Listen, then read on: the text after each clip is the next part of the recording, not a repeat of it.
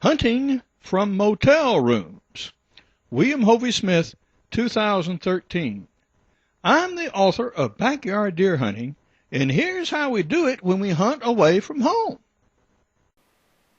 This is Hovey Smith, the Backyard Sportsman, and this is about camping in a motel when you go out on hunting trips. Well, it's something I just recorded that you'll see in a little bit, is how the room looked full of drying out hunting junk. Yeah, this is a waterfowl hunt in Nags Head, North Carolina.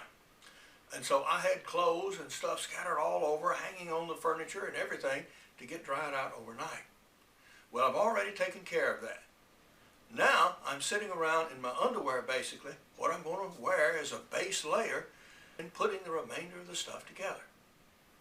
Now I've already got my guns taken care of and they're over in the corner. Yeah, got my shooting stool over there. Yeah, I'm getting my shooting bag ready and I'll show you that in a little bit. Basically, when you're camping in a motel, hunting, yeah, a lot of stuff. When you're waterfowl hunting, it gets damp or wet. You got to dry it out each night. Put it away, what you don't going to use, as well as get your new stuff out for the morning. So that's what we're going to do. Things are a mess, aren't they? Well, this is typical of motel rooms when hunters go hunting. Yeah, I've got clothes out hanging on anything to dry. I've been duck hunting and am, and going out again this morning, getting all my stuffs together. And, wow, it takes a lot of junk to do this duck hunting. And so after I came home yesterday, I of course took everything off and showered and hung everything I'm going to use again out to dry, as well as hung my dirty clothes out so they don't pack up wet. And I'll show you my shooting bag now and what I've got in it. Now this is a nice shooting bag, and in it you'll notice a box of shells, some calls, as well as a plastic coffee can, quote unquote, that's sealed up. Now in that plastic can I put my black powder stuff, my powder, caps, and as well as my cameras and other equipment that I just cannot get wet. Now clothes I'm going to wear are in this unsightly pile in the chair.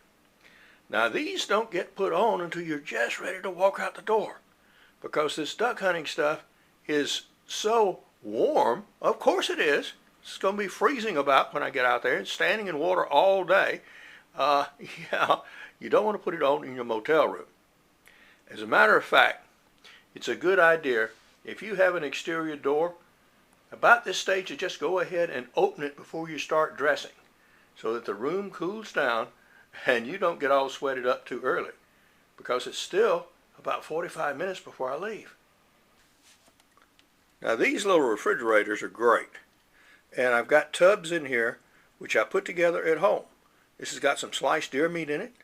It's got some yogurt I make up. I also do pancakes as well as pickled eggs. And you'll notice some milk down at the bottom too. Now this, as well as a few cans of beer, is what goes in the fridge and what I take with me on every trip. This way, using what's provided here, I can actually do a bit of a breakfast. See the microwave? Right here in the motel room, and not have to worry about finding someplace open at some ungodly hour of the morning, like 3 or 4 o'clock. This is one of 3 chests I pack up to take. And this is a so-called hot chest, meaning the stuff in it doesn't need to be refrigerated.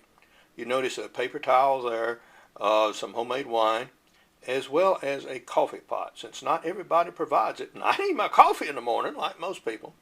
And here I put fruit and chips and bread and canned goods and stuff that doesn't need to be refrigerated. This is my lunch stuff. Some deer meat, some bread, spread it with mustard, and these will go outside. Now that's the remains of my breakfast in that bowl, which consists of a couple of pancakes and a pear fruit compote I made, which is like a pear sauce. And so I've already consumed that and washed up and had coffee. Now, also here in the bathroom, this is where I've got my waders hanging. I actually pre-dried these by hanging them outside several hours in a railing and beat some of the excess mud off. Actually, these are not too bad for boot waders that have been out there and wading in pond water. But you do want to start out with them dry and warm, but you don't put these things on until I get ready to actually start trudging out through the water. They just get you so hot in a hurry. Well, here's my pile of stuff here right at the corner of the door getting ready to haul out. And I got to make tracks. Because if I don't make it down to the station by 5 o'clock, I miss the drawing and the whole reason for being here. So, all right, room looks a little better than it did. Okay, leaving it in reasonable shape. Got all my stuff together. Don't see any laying around, so I'm gone. I did make it to the Whalebone Station in time for the drawing. In fact, I was the first one there, and I think only one of 3 that actually showed up that morning. So, all these preparations were not in vain. We did get it done. Here is me later that morning, sitting out in the marsh with all my junk, and we got it out there. Well, we got Swan too, and took it with a blunderbuss as well as a Mossberg 500. It took both of them to get the job done. Heroic picture of me at the Cape Hatteras National Seashore. I've got books. This is extreme muzzleloading, and I have a new 8-book series on muzzleloading guns for 2013. Now, this book happens to be number 4, which is out right now. I also have backyard deer hunting, crossbow hunting, practical bow fishing, and all of these are ebooks. For more information on my books, blogs, and videos, go to my website at www.hoviesmith.com. Good hunting and good eating from the outdoors. Goodbye, and God bless.